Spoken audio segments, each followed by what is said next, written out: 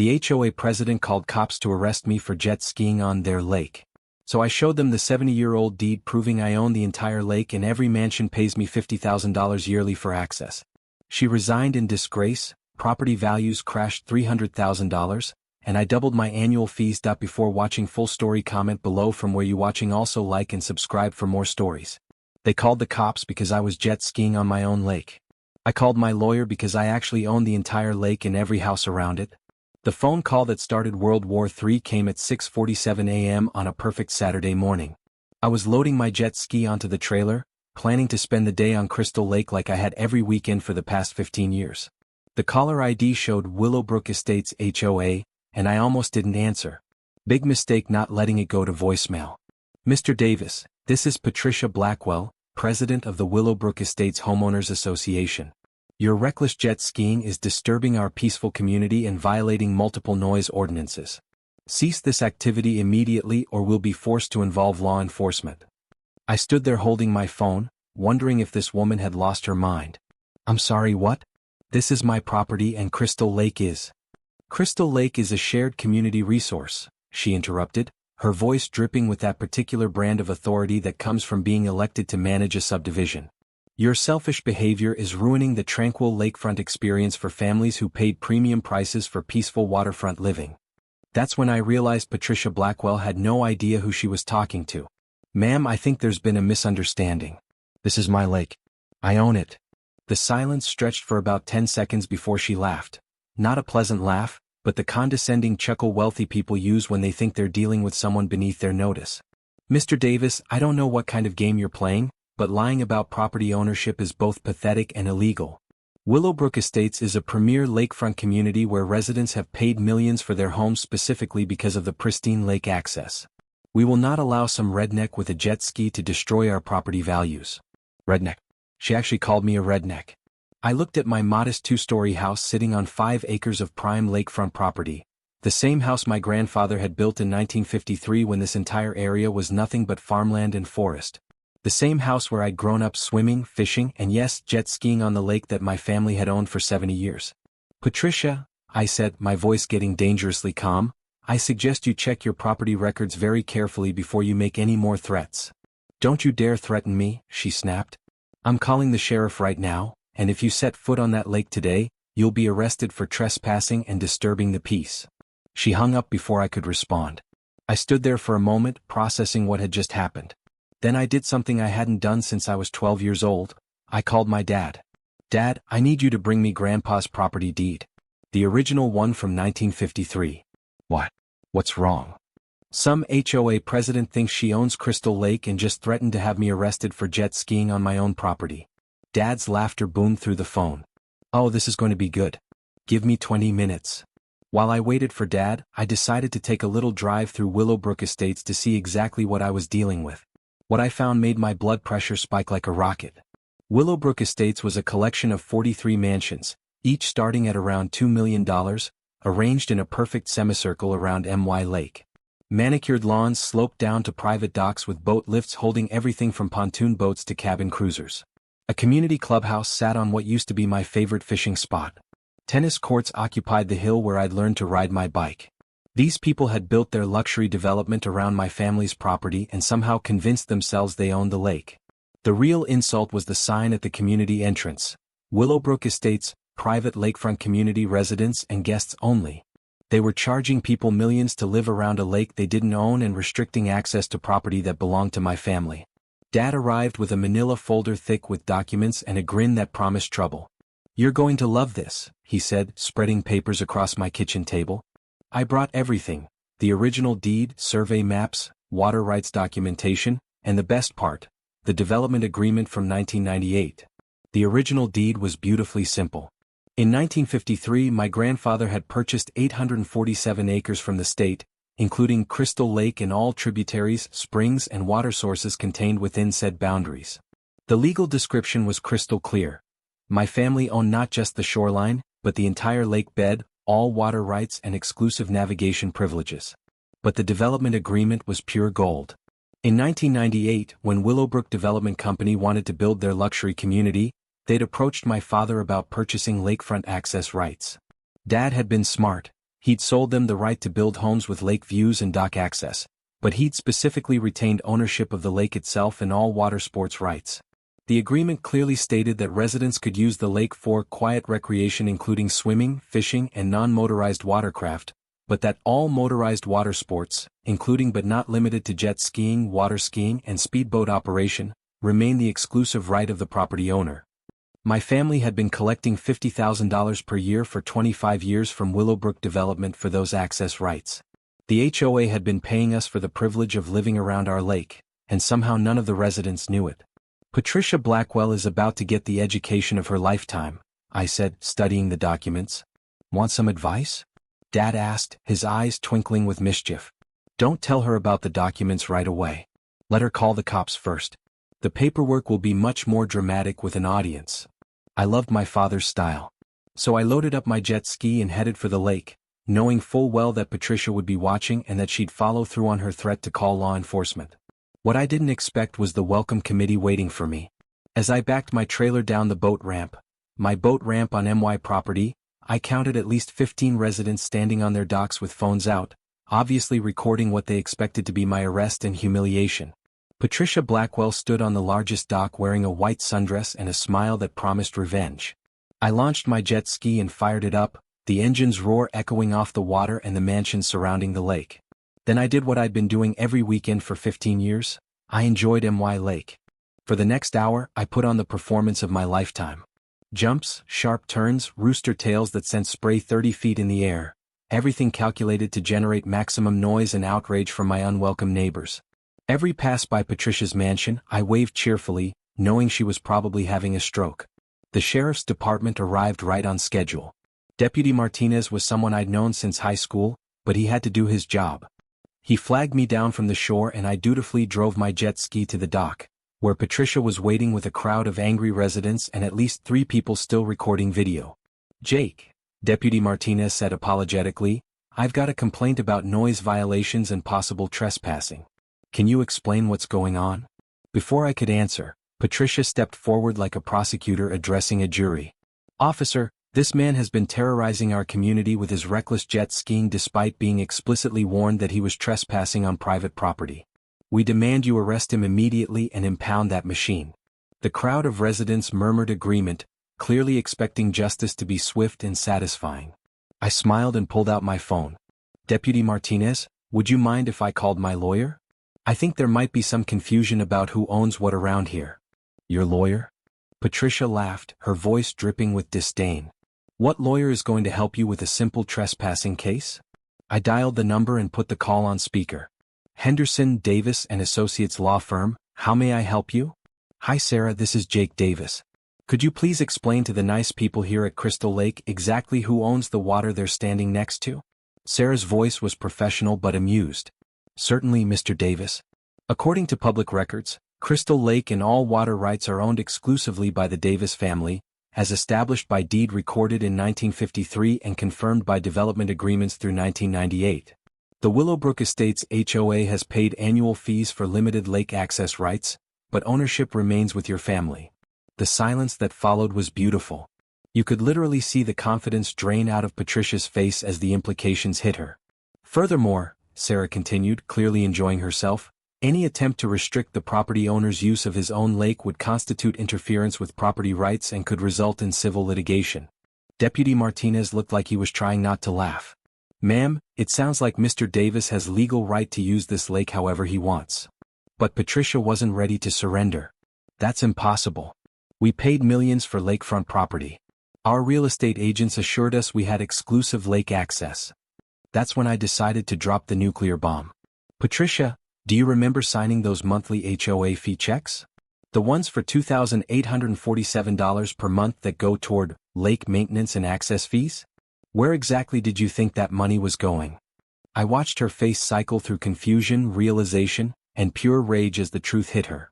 The HOA had been collecting nearly $3,000 per month from each resident, over $100,000 per month total, partly to pay my family for the privilege of living around our lake. We've been paying you? Someone shouted from the crowd. Your HOA has been paying my family $50,000 per year since 1998 for lake access rights, I confirmed. It's all in the development agreement that your HOA president should have on file. The crowd turned to stare at Patricia, who looked like she wanted to disappear into the lake bottom. I wasn't president when those agreements were signed. I just assumed. You assumed wrong, I said, starting up my jet ski again. And now, if you'll excuse me, I have some jet skiing to finish on My Lake. But Patricia Blackwell wasn't the type to go down quietly. Over the next week, she launched a campaign that would have impressed a military strategist. She hired a team of lawyers to challenge my property rights. She contacted the county about zoning violations. She even tried to get the lake declared a protected wetland to restrict motorized watercraft. Her strategy was simple. If she couldn't prove I didn't own the lake, she'd make it impossible for me to use it. The first salvo came Tuesday morning, a cease and desist order claiming my jet skiing violated noise ordinances, environmental regulations, and community peace statutes. The letter was signed by Blackwell, Morrison and Associates, and threatened immediate legal action if I set foot on the lake. I called Sarah, my actual lawyer, who laughed so hard she nearly choked. Jake, this is the most ridiculous thing I've ever seen. They're threatening to sue you for using your own property. It's like me threatening to sue you for sleeping in your own bed. Can they actually do anything? They can try, but it'll cost them a fortune and accomplish nothing. Property rights are pretty fundamental in this country. Want my advice? Let them file their lawsuit. Discovery will be very educational for everyone involved. Patricia's next move was even more creative. She organized a petition drive to have Crystal Lake designated as a community resource requiring protection from noise pollution and environmental damage. She got 42 of 43 homeowners to sign it and submitted it to the county with a request for emergency injunction against motorized watercraft. The county's response arrived Friday afternoon. Request denied. Crystal Lake is private property with established water rights. County has no authority to regulate property owners' use of private waterway. But Patricia's masterstroke was her media campaign. She contacted every local news station with a story about a selfish property owner terrorizing a luxury community with reckless jet skiing. She painted herself as a concerned mother protecting children and property values from a dangerous redneck with no consideration for others. The story that aired Wednesday evening was titled Lakefront War, HOA versus Jet Skier, and featured Patricia in her perfectly appointed living room explaining how my aggressive water sports were destroying the peaceful family environment that residents had paid millions to enjoy. We're not trying to be unreasonable, she told the camera with tears in her eyes. We just want our children to be able to swim safely without fear of being run over by some maniac on a jet ski who thinks he owns the lake. The story made me look like a selfish jerk terrorizing families with small children. My phone rang all evening with friends and relatives asking why I was being such a nightmare neighbor. That's when I decided Patricia needed to learn about consequences. I called the news station Thursday morning and offered them an exclusive follow-up story. I think your viewers would be very interested to know the real story about Crystal Lake ownership, I told the assignment editor. Bring cameras to the lake Saturday morning at 10 a.m., and I'll show you documents that will change everything. Saturday morning brought perfect weather and the best audience I could have hoped for. The news crew arrived first, followed by at least 30 residents who'd heard about the interview and wanted to see me humiliated on camera. Patricia stood front and center, clearly expecting vindication. The reporter, Jennifer Walsh, was professional but obviously expected a standard neighbor dispute story. Mr. Davis, residents of Willowbrook Estates claim you're disrupting their community with excessive jet skiing. How do you respond to accusations that you're being inconsiderate? I smiled and pulled out my grandfather's original deed. Jennifer, I'd like to respond by showing your viewers something I think they'll find very interesting. I held up the deed so the camera could see the official seal and legal description. This document, recorded in 1953, shows that my family has owned Crystal Lake and all water rights for 70 years. We owned this lake long before Willowbrook Estates existed. The murmur from the crowd was audible on camera. Patricia's confident expression started to crack. Furthermore, I continued, pulling out the development agreement, when Willowbrook Development built this community in 1998, they specifically acknowledged our ownership and paid for limited access rights. The HOA has been paying my family $50,000 per year ever since for the privilege of their residents living around our lake. Jennifer Walsh's eyes widened as she realized this wasn't the story she'd expected. You're saying the residents don't actually own lake access? They have limited access rights that my father granted in 1998. But my family retained ownership of the lake itself and all motorized water sports rights. I pointed to the relevant section of the agreement. It's all clearly documented. The camera panned to Patricia, whose face had gone pale. Mrs. Blackwell, were you aware of these agreements when you contacted our station? Patricia's mouth opened and closed like a fish out of water. We were told, our real estate agents assured us. Your real estate agents lied to you, I said bluntly. And your HOA has been collecting fees from residents partly to pay my family for lake access, but apparently nobody told you that. The crowd erupted. Residents who'd paid millions for exclusive lakefront living were discovering they'd been deceived by developers and their own HOA leadership. How much have we been paying him? Someone shouted. Your HOA collects approximately $100,000 per month in fees, I replied. About $50,000 per year goes to my family for lake access rights. The rest goes toward the HOA's other expenses. We've been paying this guy to jet ski on our lake? Another voice called out. You've been paying my family for the privilege of living around our lake, I corrected. And I have every legal right to use my own property however I want. Jennifer Walsh turned back to me with the look of a reporter who'd stumbled onto a much bigger story. Mr. Davis, what do you want to see happen going forward? I looked directly into the camera, knowing this would air on evening news and reach thousands of viewers. I want people to understand that property rights matter. You can't just decide you own something because you paid a lot of money to live near it. And you can't use legal intimidation to bully property owners into giving up their rights. The story that aired that evening was devastating for Patricia and Willowbrook Estates.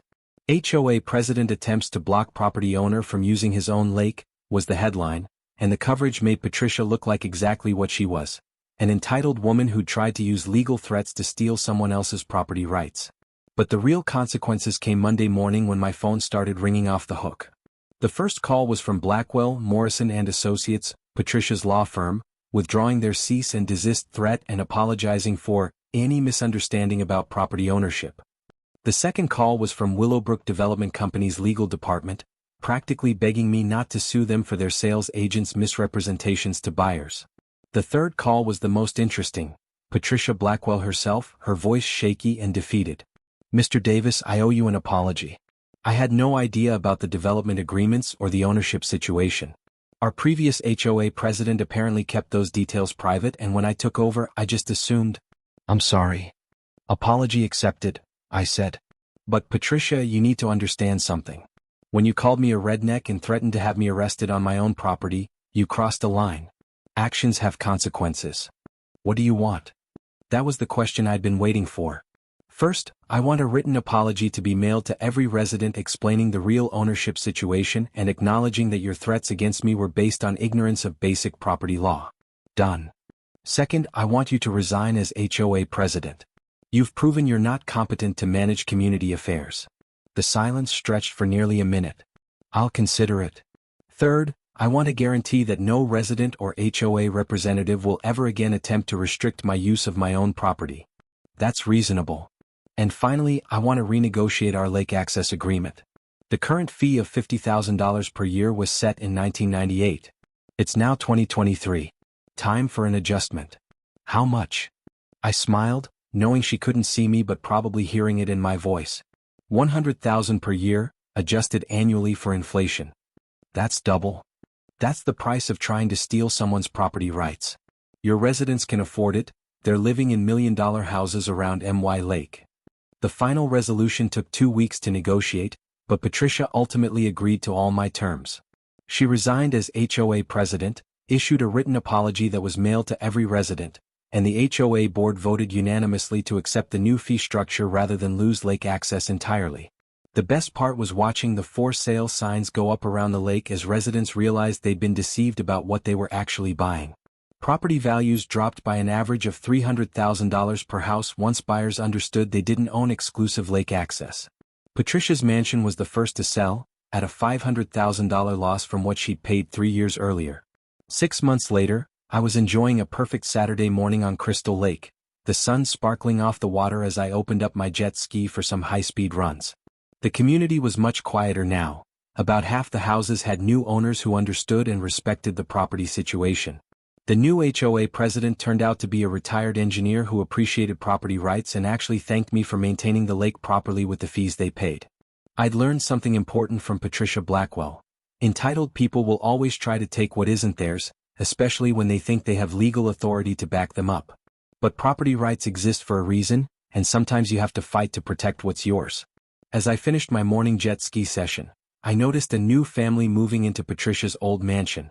The kids were playing in the yard while their parents unloaded boxes from a moving truck. I pulled up to their dock and introduced myself. "Welcome to Crystal Lake. I'm Jake Davis, your neighbor across the water. I own the lake, so if you have any questions about water activities or access rights, just let me know." The father smiled and shook my hand. "Thanks, Jake."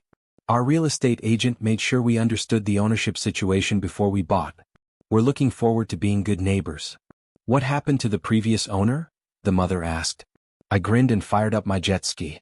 She learned that threatening property owners is an expensive hobby. As I roared away across MY Lake, sending a perfect rooster tail sparkling in the morning sun, I reflected on the lessons of the past year. Sometimes the best defense against bullies is simply knowing your rights and having the courage to enforce them. Patricia Blackwell had tried to steal my family's property through legal intimidation and social pressure. Instead, she'd cost herself hundreds of thousands of dollars and destroyed her own standing in the community. The lake access fees now pay for my jet ski fuel, and I make sure to use every gallon.